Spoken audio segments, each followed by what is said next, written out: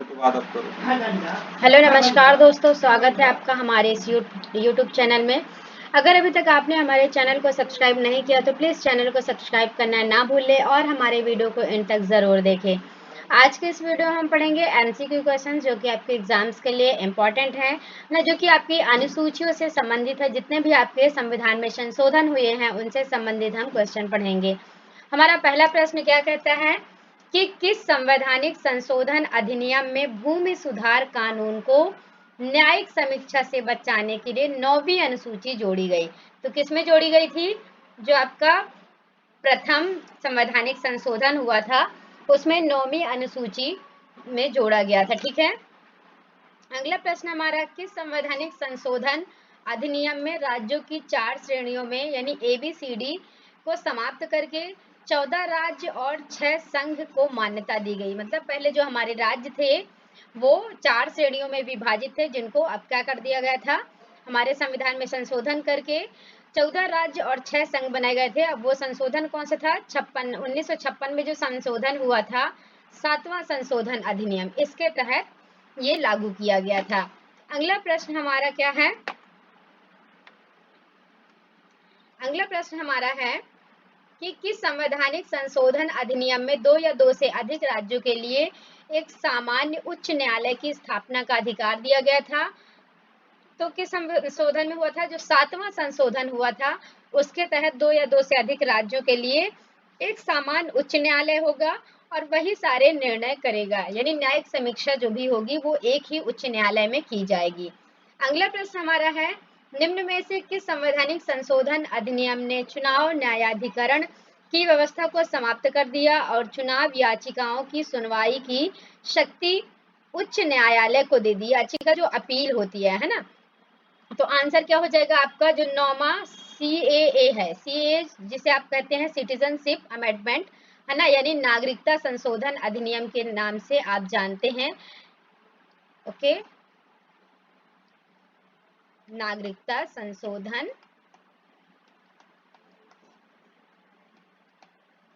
अधिनियम, ठीक है। तो जो 19वां नागरिकता संशोधन अधिनियम है, इसके तहत जो कि 1966 में हुआ था, तो इसके तहत न्यायाधिकरण की व्यवस्था को समाप्त कर दिया गया और याचिकाओं की सुनवाई जो है वो उच्च न्यायालय को दे दी गई। ठीक है, अगला प्रश्न हमारा क्या कहता है कि निम्न में से किस संवैधानिक संशोधन अधिनियम ने राष्ट्रपति के लिए संवैधानिक संशोधन विधेयक पर अपनी सहमति देना अनिवार्य समझा? तो जो आपका 24वां नागरिकता संशोधन अधिनियम है, जो कि कब हुआ था? 1971 में हुआ था। ठीक है, नागरिकता संशोधन अधिनियम 1971 में हुआ था। इसमें जो आपका बिल है यानी संशोधन बिल, ठीक है, अमेंडमेंट बिल जो है उससे संबंधित सहमति देना अनिवार्य बना दिया गया।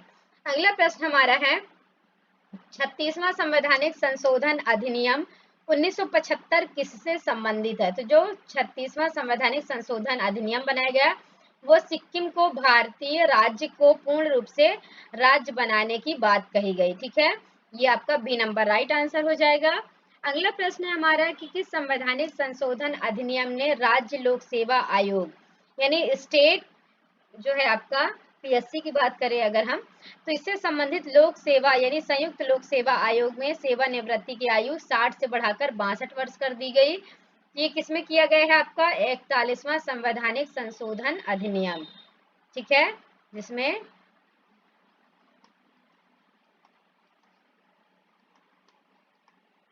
अधिनियम, ठीक है, CEA मतलब सिटीजनशिप, ठीक है, या नागरिकता। अगला प्रश्न हमारा है, किस संवैधानिक संशोधन अधिनियम में दल बदल विरोधी कानून बनाया गया? तो आंसर क्या हो जाएगा आपका? 52वां जो नागरिकता संशोधन अधिनियम 1985 है, इसके तहत CAA जो है आपका सिटीजनशिप अमेंडमेंट संशोधन अधिनियम यानी दल विरोधी कानून बनाया गया 52वें संशोधन अधिनियम में। ठीक है, अगला प्रश्न है हमारा, किस संवैधानिक अधिनियम ने प्रारंभिक शिक्षा को मौलिक अधिकार बनाया?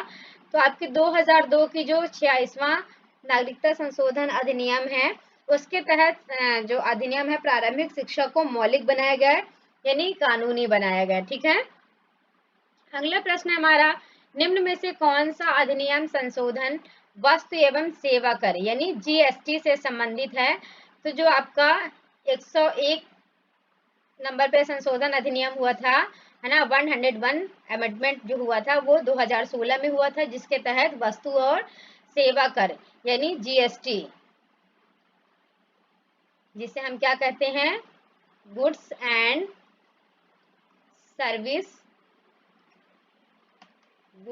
सर्विस टैक्स, ठीक है, जीएसटी के नाम से जानते हैं। ये आपका 2016 में हुआ था संशोधन। अगला प्रश्न है हमारा, संविधान में 3 तरह के संशोधन किए जा सकते हैं। वो संशोधन कौन कौन से होंगे? साधारण बहुमत के आधार पर, ठीक है, विशेष बहुमत के आधार पर, और एक आपका संसद के विशेष बहुमत या राज्य विधानमंडल के सदस्यों के समर्थन। तो इसमें आंसर क्या हो जाएगा हमारा? ए और बी दोनों, ए और सी,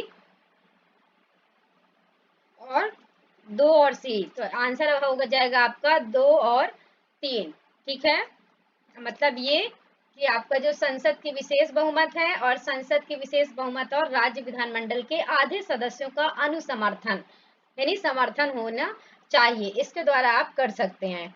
अगला प्रश्न हमारा क्या है, जो 14वां नंबर प्रश्न है, वो क्या कहता है, भारतीय संशोधन में निर्धारित प्रक्रिया विश्व में किस संशोधन पर आधारित है? तो जो आपका यूएसए का संश्लेषण है या यूके जो आपका है, यूनाइटेड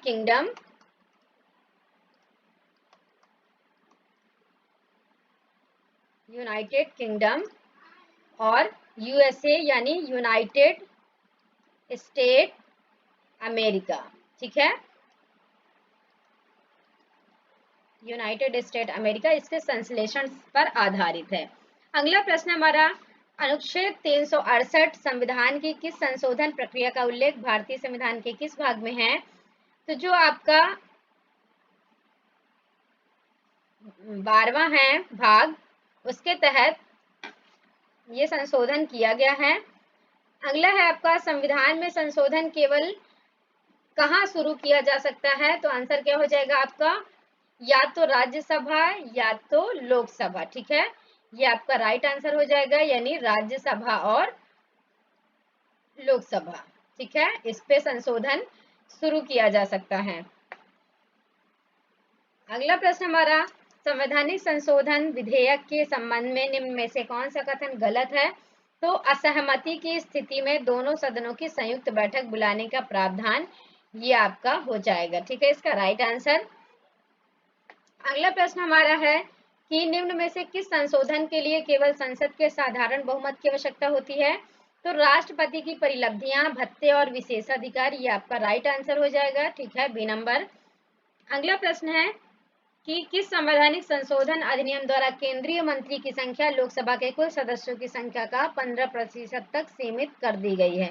तो आपको जो 51वां संशोधन अधिनियम है, इसके तहत जो है वो केंद्रीय मंत्री की संख्या जो है वो 15% तक सीमित कर दी गई है लोकसभा की कुल सदस्यों की संख्या की तुलना में। अगला प्रश्न है, निम्न में से किसी देश की संघीय सरकार जो प्रणाली है वो है, तो ब्राजील है इसका आंसर, ठीक है, ये आपका राइट आंसर हो जाएगा। अगला प्रश्न है, एकात्मक सरकार कौन सी होती है? तो आंसर क्या हो जाएगा आपका, क्षेत्रीय सरकार को राष्ट्रीय सरकार से शक्ति मिलना, ये आपका बी नंबर राइट आंसर हो जाएगा। अगला प्रश्न हमारा, निम्न में से किस देश में संघीय शासन प्रणाली है? तो आंसर क्या होगा, अर्जेंटीना, यहाँ पे संघीय शासन प्रणाली है, मतलब संघ का शासन होता है। अगला प्रश्न, किस देश में संघीय सरकार प्रणाली है? तो आंसर क्या हो जाएगा, स्विट्जरलैंड में संघीय सरकार की प्रणाली है, ठीक है। अगला प्रश्न हमारा, निम्न में से कौन सी संघीय सरकार की मुख्य विशेषता नहीं है? तो कठोर और लचीला होना संविधान का, ये इसकी विशेषता नहीं है, ठीक है, मतलब ना तो हमारा संविधान बहुत कठोर है ना बहुत लचीला है। अगला प्रश्न है, भारतीय संघीय व्यवस्था किस मॉडल पर आधारित है? तो कनाडाई मॉडल पर आधारित है भारत की संघीय व्यवस्था का मॉडल। निम्न में से किसने भारतीय संघ को अर्ध संघीय कहा है? तो केसी वेयर ने भारत की संघ को अर्ध संघीय कहा है, ठीक है। अगला प्रश्न है, किसने भारतीय संघीय को सौदेबाजी संघवाद के नाम से जाना है। तो मॉरिस जोन्स जो है इन्होंने भारतीय संघ को सौदेबाजी संघवाद कहा है। अगला प्रश्न है हमारा कि निम्न में से किसने भारतीय संघीय को एक मजबूत केंद्रीकरण प्रवृत्ति वाला संघ कहा है? तो आइवर जेनिंग्स, ये इसका राइट आंसर हो जाएगा सी नंबर। ठीक है। अगला प्रश्न है किसने भारतीय संघवाद को सहकारी संघवाद कहा है? तो ग्रानविले ऑस्टिन, आपका राइट आंसर हो जाएगा। Thanks for watching this video दोस्तों, और चैनल को सब्सक्राइब करना ना भूलें। वीडियो को एंड तक जरूर देखें और हमें कमेंट बॉक्स में बताएं कि आपको वीडियो कैसे लगा।